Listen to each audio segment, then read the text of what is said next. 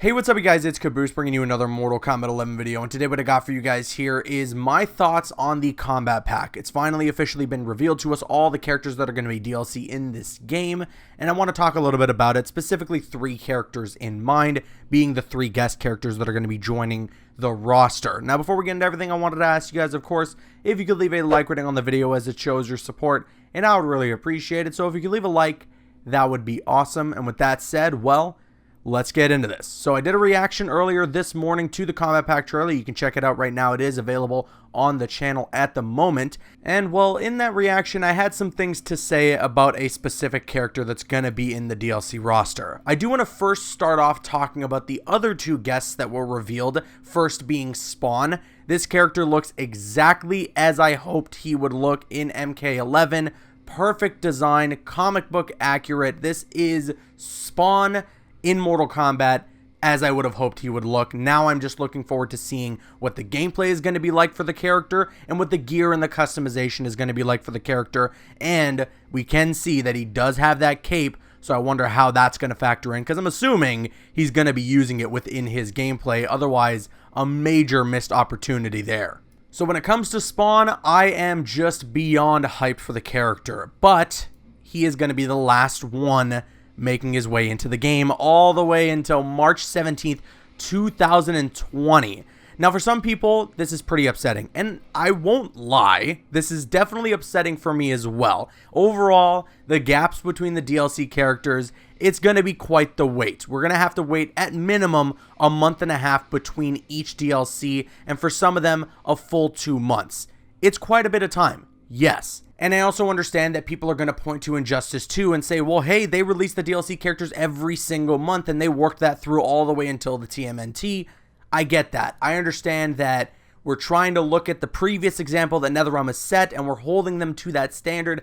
I just don't think we should be. The gaming landscape has changed quite a bit since Injustice 2. A lot of people have come forward to talk about, the time crunch that has been in game development and the stress that that causes and how much damage that can do to the individuals who are working on these games. So to have the DLC be spread out across every other month, I understand that, yeah, it's frustrating, it's disappointing. We're going to have to wait a little bit longer, and especially long, to get our hands on a character like Spawn. But if it means the folks at NetherRealm can take their time on these characters, and they're not on a time crunch, and they're not stressing out, and they can release the characters as polished as ever. I mean, look at Shang Tsung and Nightwolf. Those characters are amazing. I love playing as them, and they've released in a really good state. So if it means that the additional time that they would take to get these characters out can apply the effect of everything I just mentioned, then it's worth the wait, at least for me. Look at me, I've been begging for Spawn since Injustice Gods Among Us. So if I can wait until March, you can wait until March. We're gonna be able to play the game with the character very soon. Just be patient. Then moving on to another guest character that we saw revealed within this Kombat Pack trailer, the Terminator, the T-800, which I believe is specifically coming from the brand new film that's going to be out in October, Terminator Dark Fate, which is why it's the old man looking Arnold Schwarzenegger, which, oh my goodness. Like, I may have not conveyed it well enough in my reaction, but I am ridiculously hyped for this, especially considering it has the likeness of Arnold Schwarzenegger. Now all I'm hoping for, although it may seem obvious and it probably will end up being the case, is that we get the confirmation that Arnold is also doing the voice of the character, because then that will take it over the top. Having Arnold Schwarzenegger as the Terminator doing intro dialogue in Mortal Kombat 11 with Mortal Kombat characters is like a dream come true.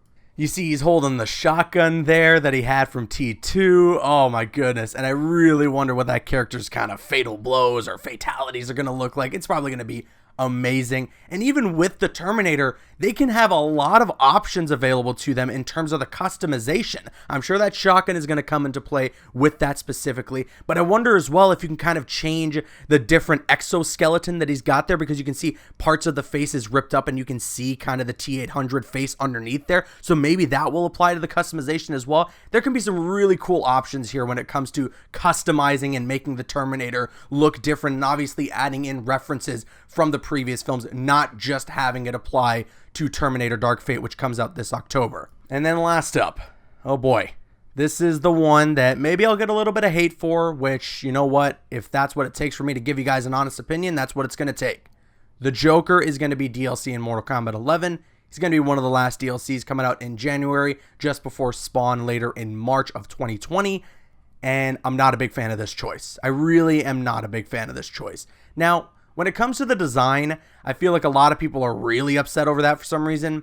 That doesn't bug me too much. It looks like the Joker. You know, you immediately recognize the character when you see him, and I'm sure there's going to be customization and skins and gear and stuff to kind of make him look like a more traditional Joker if that's what you're looking for. But what upsets me with the Joker's inclusion in MK11 is the same thing that upset me with the Mortal Kombat character showing up in Injustice 2.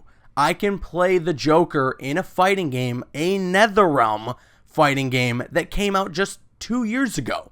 If I want to do that, I can go do that. I understand that the Joker showing up in Mortal Kombat will play a lot differently to how he would have played in an Injustice game. And of course, having the fatalities and the brutalities and the fatal blow and all that stuff, that's going to play a huge factor as well to Joker's inclusion being unique this time around versus what it would have been like if the character was in an Injustice game.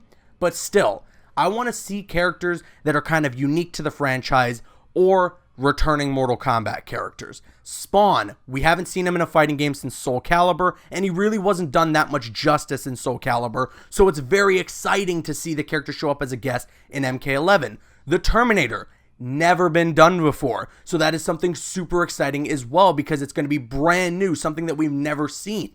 But for me, the Joker is just something we've been able to experience in a fighting game before. So that's why I'm just not too excited about the character's inclusion in the game. Will I still be playing the character and trying him out? And will it end up potentially being a cool character?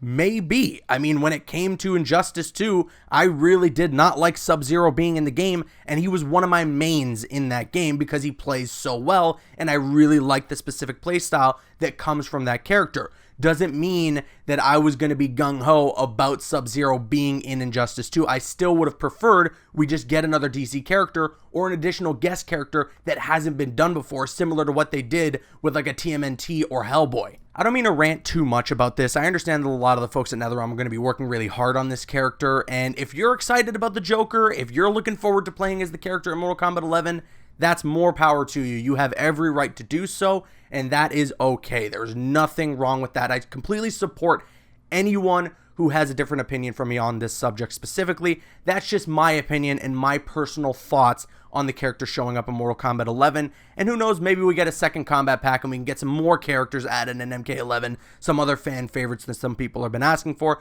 and some other guest characters that maybe haven't shown up, as we all kind of expected that Ash was going to be the one to show up in the place of where Joker ended up being in this combat pack. So maybe we see him in a combat pack too. I have no idea. But with that said, I'm now going to kick it to you guys. Let me know your thoughts in the comment section below. Am I being irrational about the Joker in Mortal Kombat 11, or do you agree with my opinion? Let me know your thoughts in the comments. And of course, if you enjoyed this video, if you could leave a like rating on it, it shows your support, and I would really appreciate it. I'm Caboose, and you can click on screen to make your way to one of the other videos on the channel, or you can click my logo to subscribe to the channel if you haven't already. Please follow me on Instagram and Twitter, and like me on Facebook. Those links are in the description. Drop a like if you enjoyed, leave a comment if you have an opinion, and subscribe if you're new. See you guys later.